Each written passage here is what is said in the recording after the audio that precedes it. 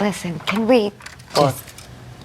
Watch TV, turn in for the night so that you can change everything over again. No, Wanda, you can't control me the way you do that. We're entering a new phase, everybody, one where communicating trauma is more important than the trappings of its limited imagination, which basically means everything I've said is now completely out of date.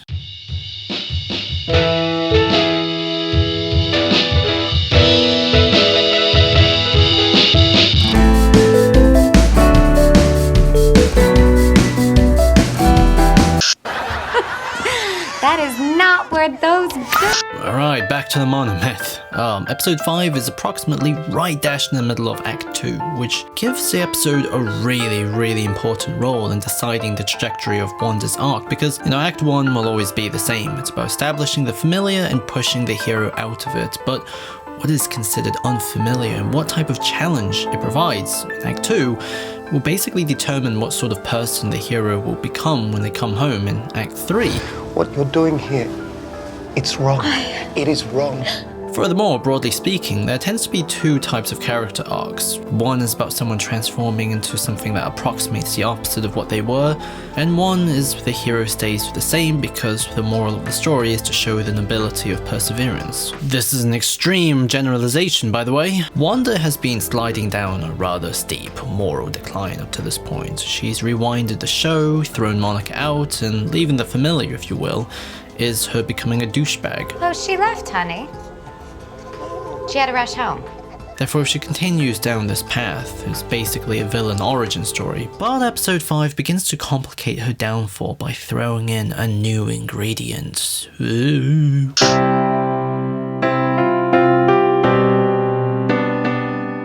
Episode 5 is designed to merge the two worlds of Wanda and Sword together while teasing towards something bigger. The episode is once again, say it with me now, broken into 3 phases.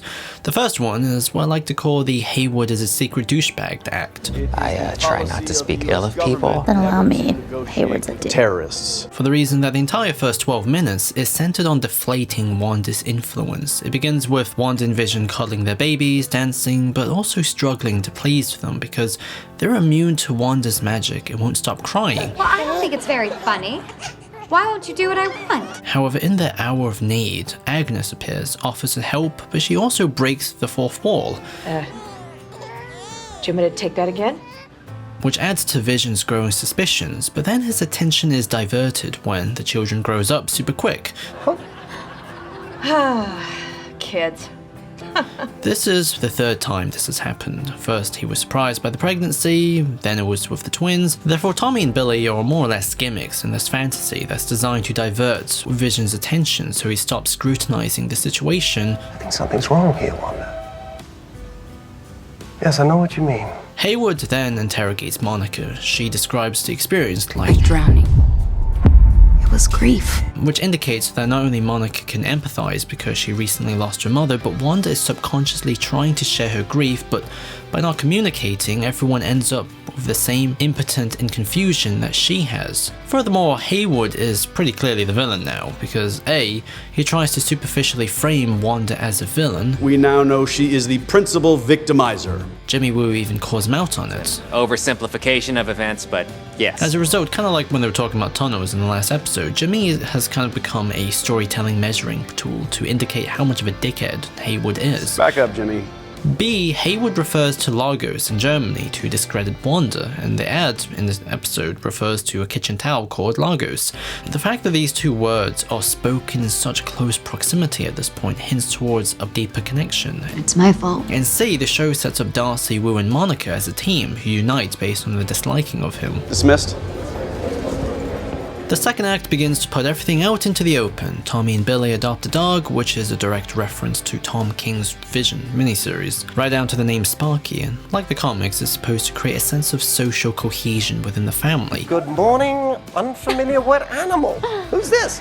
Subsequently, Wanda totally falls for it. She has a passionate speech about looking after it, which on one hand can be interpreted as a euphemism for how she sees Vision, and therefore legitimizing Haywood's position that she's maliciously behind everything. However, alternatively, it also shows Wanda isn't entirely in power because she's genuinely so surprised by it.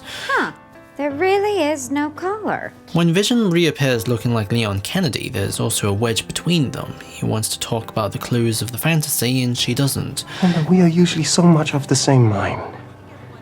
But right now, what aren't you telling me? However, they're treated on the same power level now, because not only are there no jump cuts resetting Vision's opinion, but the emphasis on the dog places both Wanda and Vision as simply reactors of the moment as opposed to influencers of the situation. Your father and I don't think you're ready to properly care for an animal until you're at... The SWORD team then realizes that the fantasy is not a psychological fantasy but a material phenomenon, because the energy field rewrites physical matter to fit with the time period. This inspires them to try and make contact with an email, which causes Vision to figure everything out with Norm. Calm yourself, Norm. I can't understand what you're trying to tell me. You have to stop her. Stop who? She's in my head. None of it is my own. Secondly, they send in an 80s drone. Well done. It tries to kill Wanda with a hidden missile. What?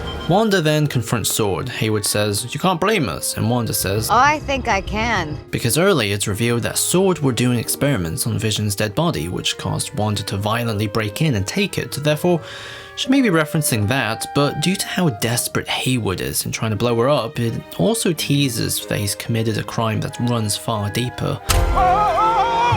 Monica tries to talk sense by referencing her experience of Wanda delivering the baby and whatnot. However, Wanda simply dismisses her. Therefore, this section is designed to challenge the conceit that Wanda is the villain, because she may be in power, but she's not entirely in control. There's someone else always authoring the meaning of her actions, either Hayward's interpretation of the situation or the direction of where her children are going.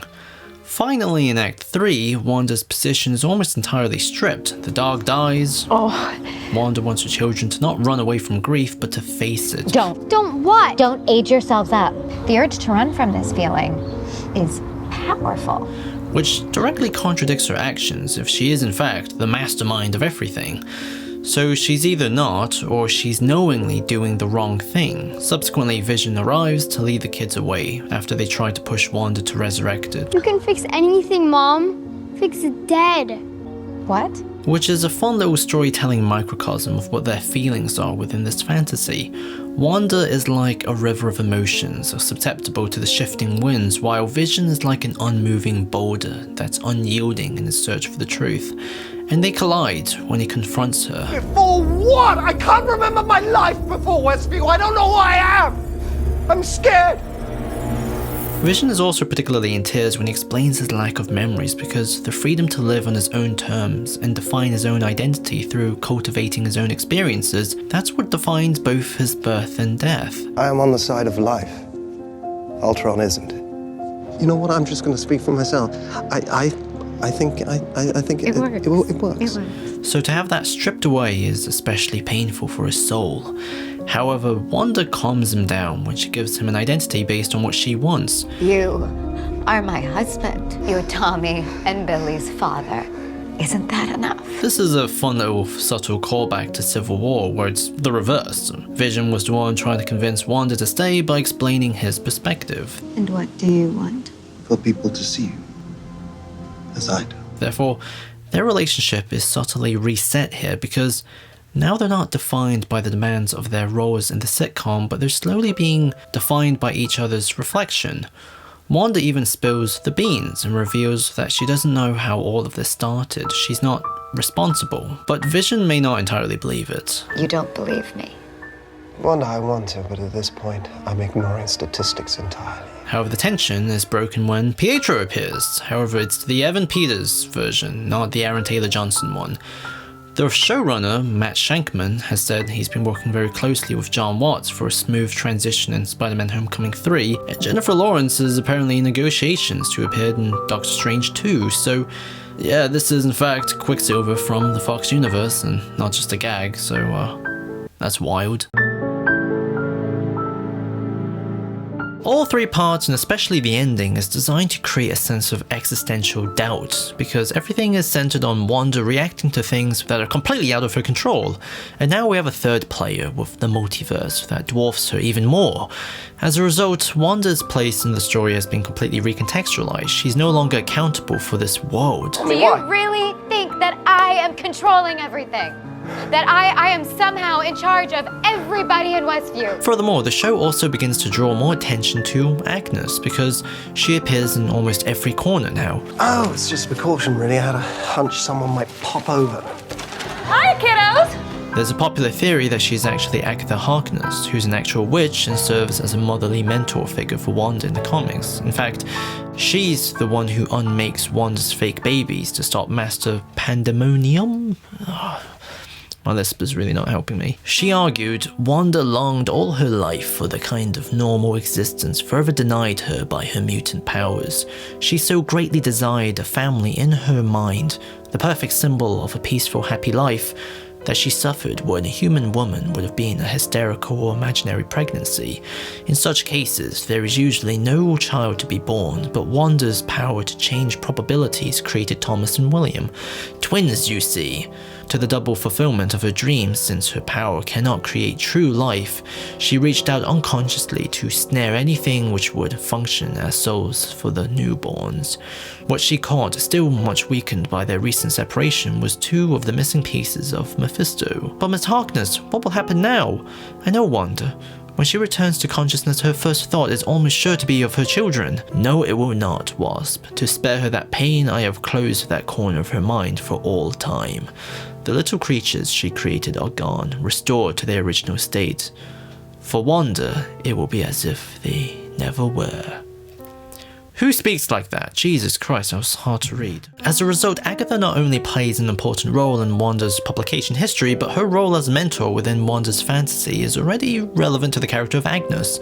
She taught Wanda how to be a housewife, helped her with dinner, introduced her to the community, and even carries Sparky's corpse. Additionally, Agnes has also displayed some rather suspicious behavior.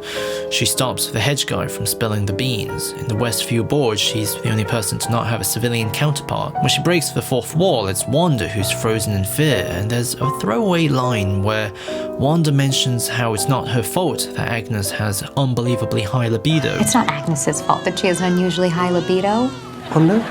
Which implies Agnes is in power. Consequently, my hypothesis is that the show is flipping Agatha, kind of like what they did with Thanos, where instead of making him motivated by his own ego, he's now sort of a sad, traumatized altruist. Agatha isn't going to be the one who breaks Wanda's dreams, she'll facilitate them, and treats the whole thing kind of like a social experiment. But again, what does this mean thematically, kids? Well, 100% means this is not about Wanda persevering against Sword and becoming supervillain, but instead she'll be changing from the love and support of Monica and Vision, so she can eventually communicate her trauma, leave the fantasy, and confront Agnes, possibly. At least that's my guess for where the story is going to go. It's probably wrong.